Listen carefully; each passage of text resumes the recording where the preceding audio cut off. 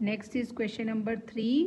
Question number 3 में हमें कहा हुआ है कि जो लाइन है जो इन पॉइंट से पास कर रही है ए और बी पॉइंट से, that line is parallel to the line passing through the point C and D. इसको हम डी पॉइंट लिख लेते हैं। तो दो लाइन ए और बी से जो लाइन पास कर रही है वो पैरेलल है। अब पैरेलल के लिए डायरेक्शन रेशियोज तो मुझे चाहिए ही चाहिए, तो पहले ए बी लाइन की डायरेक्शन रेशियोज निकाले मैंने। अगेन ए बी लाइन की डायरेक्शन रेशियोज के लिए बी में से ए को माइनस किया है, बी में से ए को माइनस किया मैंने, बी में से ए को माइनस किया है, x2 में से x1, y2 में से y1 और z2 में से z1। ये वाला काम हमने कल की क्लास में किया हुआ है। तो ए बी के डायरेक्शन रेशियोज आ गए -2 -4 -4 और सी डी लाइन के डायरेक्शन रेशियोज निकाले।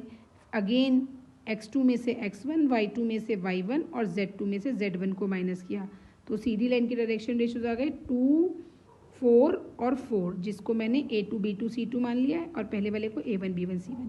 अब पैरेलल के लिए क्या कंडीशन है? परपेंडिकुलर की कंडीशन हमने पिछले क्वेश्चन में की थी कि इनका प्रोडक्ट 0 आना चाहिए, बट पैरेलल की कंडीशन है कि जो डायरेक्शन रेशियोज हैं इनको अगर मैं डिवाइड करूं a1 a2 b1 b2 c1 c2 तो इनका रेशो एक जैसा आना चाहिए। तो देखो यहाँ हम डिवाइड कर रहे हैं, डिवाइड करेंगे a1 a2 को तो -2/2 1 आएगा, b1 b2 -4/4 1 आएगा, c1 c2 -4/4 1 आएगा। तो तीनों का डिवीजन रेशो 1 आ रहा है।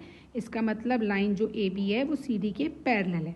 तो हमें दो चीज़ें ध्यान रखनी है, परपेंडिकुलर और पैरेलल।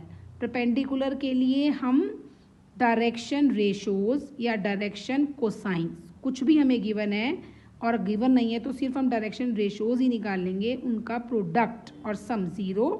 और पैरेलल के लिए डायरेक्शन रेशोज का रेशो डिवाइड करना है दोनों को, वो एक जैसा आना चाहिए।